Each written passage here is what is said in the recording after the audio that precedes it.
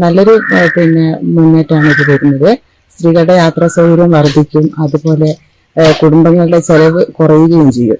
സ്ത്രീകൾക്ക് അവരെ പരിഗണിക്കുന്നുണ്ടെന്നൊരു തോന്നൽ വരുമ്പോൾ തന്നെ അവരെല്ലാ മേഖലകളിലേക്കും മുൻപോട്ട് വരാവുന്ന നല്ലൊരു പദ്ധതിയാണ് ഈ UDFന്റെ പ്രകടന പത്രികയിലുള്ളത്. 100% വിജയം തന്നെയാണ്. കേരള യാത്ര എന്ന് പറയുമ്പോൾ കേരളത്തിലെ ജനങ്ങളെ പഠിക്കാനും അവരുടെ ആവശ്യങ്ങൾ മനസ്സിലാക്കാനും ഇലക്ഷന് മുമ്പ് ഇങ്ങനെ ഒരു യാത്ര ഏറ്റവും നല്ലതാണ്. തീർച്ചയായും സ്ത്രീകളെ പരിഗണിക്കുന്നിടത്താണല്ലോ സ്ത്രീകൾ എപ്പോഴും ഉണ്ടാവുക.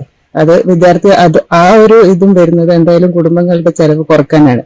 അവർക്ക് അച്ഛനമ്മമാരോട് ചോദിക്കേണ്ട അവരുടെ ചെറിയ ചെറിയ ആവശ്യങ്ങൾക്ക് ഈ ഒരു തുക അവർക്ക് ഉപയോഗിക്കാൻ പറ്റും. സ്ത്രീകളുടെ യാത്രാ പ്രശ്നത്തിന് ഒരു പരിധി വരെ ഇത് ഉപകാരമാകും. സൗജന്യ യാത്ര എന്ന് പറയുമ്പോൾ തന്നെ സ്ത്രീകളുടെ യാത്ര ചെയ്യുന്നത് കൂടും.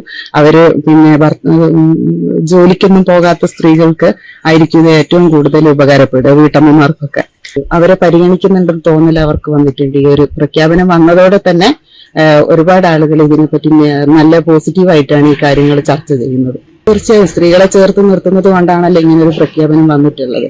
സ്ത്രീകളിൽ നിന്ന് തന്നെ അതിനുള്ള അഭിപ്രായങ്ങൾ വന്നിട്ടുണ്ട്. കേരളത്തിലൂടെ ഈ കേരള യാത്ര നടത്തുന്നതിലൂടെ ജനങ്ങളുടെ പ്രശ്നങ്ങൾ പരിഹരിക്കാനും അത് എന്താന്ന് നേരിൽ കണ്ടറിയാനും VD സതീശന് കഴിയും. ആ ഒരു റിസൾട്ട് എന്തായാലും ഇലക്ഷനിൽ കാണുകയും ചെയ്യും.